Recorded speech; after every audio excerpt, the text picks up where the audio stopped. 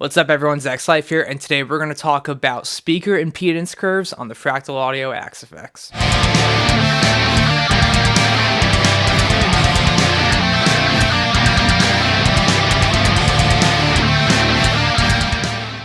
So what we're going to do is we're going to open up Axe Edit, and the first thing I'm going to do is bring you over to the amp block, because this is where the speaker impedance curve function is located. If you look here, right, we're in the amp block, we click where it says speaker, and you get all these EQs, graphs, compression, drive, speaker breakup, yada yada.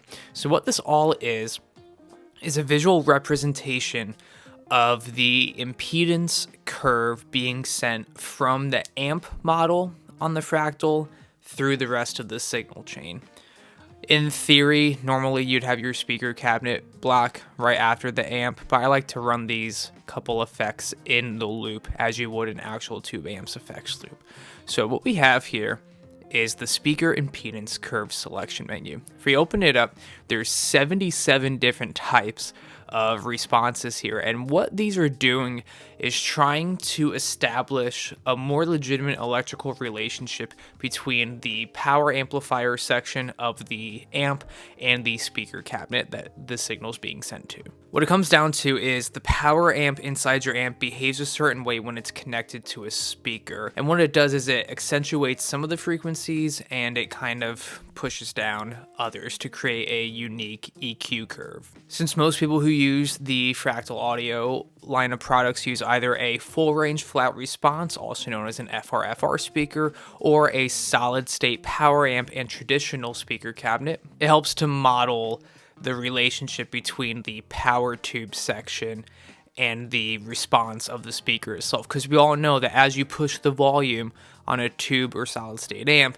it pushes the speaker, and the speaker can start to break up or distort. We get what we call cone cry, and it also just responds a certain way in the room. You know, when you really go to chug on those lower strings and you kind of feel that response, it's trying to emulate that. So this is different from an impulse response or an IR, because the IR is basically a snapshot of a specific speaker inside a specific cabinet with a microphone in a certain position, running through outboard gear and through a solid state neutral sounding power amp, and it's just capturing the EQ curve of that setup, and it's not capturing the response, the physical response between the power amp section and the speaker cabinet. So they're two totally different things. So to put it simply, it's modeling the way that a tube amp would react to a speaker, which you don't get in an impulse response or an FR/FR speaker or studio monitors. So to get the best results, what we're gonna do is pick the one that's closest to the IR that we're actually using,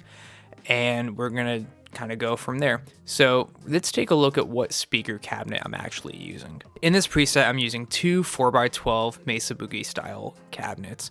Right here we have a 412 rectifier straight, and over here we have a 412 USA traditional, which is also a straight cabinet, a little bit smaller than the recto. So what we're gonna do is come over here, and I already selected it. If you want to see what it looks like stock, it uses the USA Lead C90. This is what the JP2C amplifier itself, the impedance curve, is based on. So if I go to play a little bit, it's going to sound like this.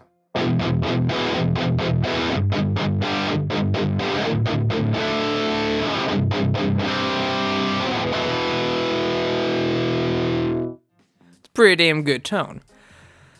However, if I want to have it respond as if I was plugging into the oversized rectifier cabinet, it's going to sound like this. You notice how all these parameters just change, right? This bump here, which is currently around like 116 hertz, right? Where before it was a little closer to 119, 120, and it was a bit lower. So what we'll notice is a different low end and also a different high end.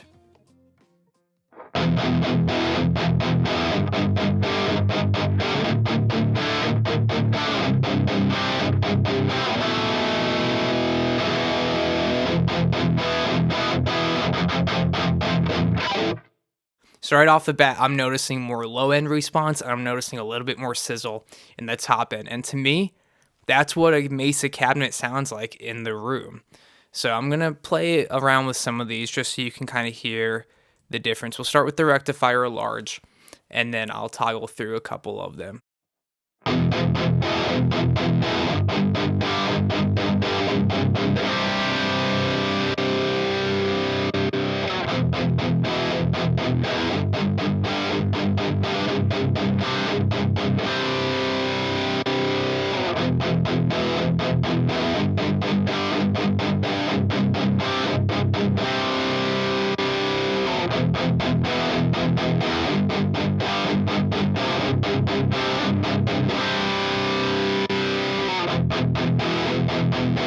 Alright, so on and so forth. So you're noticing that they all have a different low end response.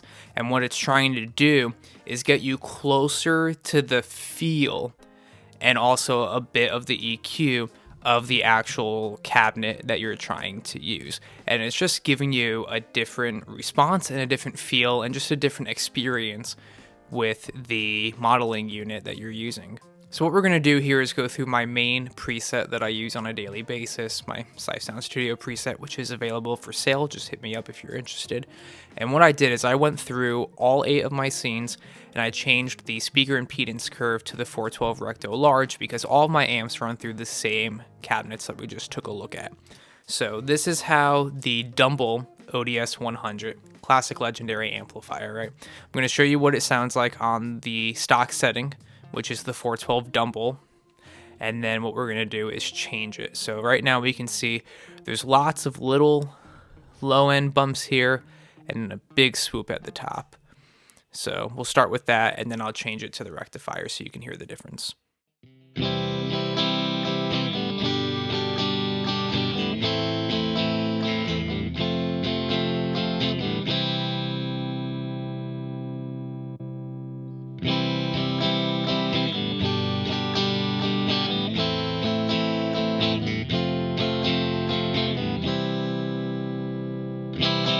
So again, it's just changing the response and the relationship between what I'm playing, feeling, and hearing. I personally prefer how it sounds with the rectifier. It's a little bit clearer in the low end, and it has a different kind of like sparkle on top. If we go over to my edge of breakup tone, I'm using the Dunlop ODS 100 Robin Forward model, which again would come stock with this 412 rumble, and it would sound like this.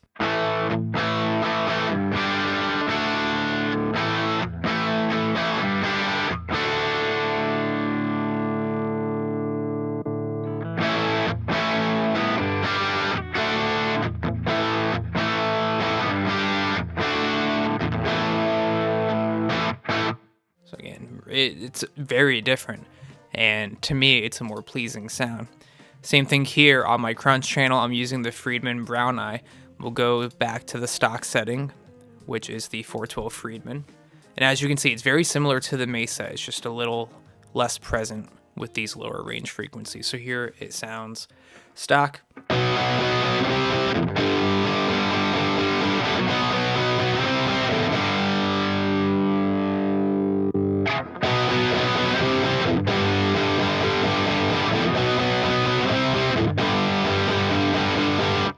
It just widens the low end a little bit, and it gives it just a little bit more of that sweetness. It's basically just giving you what you already have, but a little bit more. Since the Friedman speaker impedance curve is very similar to the Mesa, it gives you a very similar result, but just a little bit more of it, and it sounds so good. And then back to the rhythm sound. It also helps to kind of just thicken up lead tones a little bit here. So I'll go back to the stock USA lead here, play a little solo passage, and then I'll switch gears to the one that I changed it to.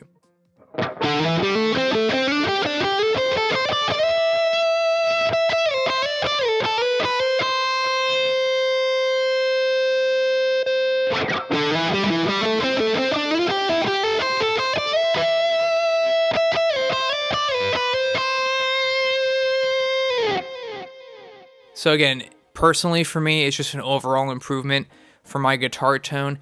It matches more closely to the sound I have in my head, and I'm not going crazy adjusting the 5-band EQ, which I already liked how it sounded as is, or messing with the amp EQ. It allows you to dial in that response and relationship between a physical tube amp and the physical speaker cabinet and model it so that you can get the best of both worlds. That just about wraps up today's video. I hope that this gives you all a little bit of insight as to what this feature does on the unit and how you can implement it to get the most accurate guitar tone possible on your Axe Effects or other modeling unit that has a similar feature. I'm looking forward to testing these tones on the road. My band Crash the Party has 3 weekends worth of shows in a row, and I'll be using these exact presets live. If you guys are interested in the preset, it is available for purchase. Just hit me up. Trying really hard to hit 5,000 subscribers by the end of the year. So if you take 2 seconds and hit that button, it helps me out a ton. And I really appreciate everything else. Until next time, everyone, keep on rocking, keep on practicing, keep on following your dreams.